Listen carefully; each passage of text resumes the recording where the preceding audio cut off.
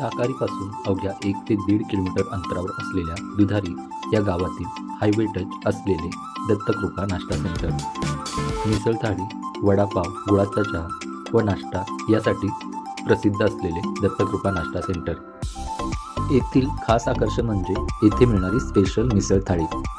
येथील झणझणीत मिसळीचा एकदा स्वाद घ्याल तर नक्कीच तुम्ही इथे पुन्हा पुन्हा या. त्यामुळेच येथील मिसळीचा व नाश्त्याचा स्वाद घेण्यासाठी ग्राहकांची नेहमीच रेलचेल दिसून येते.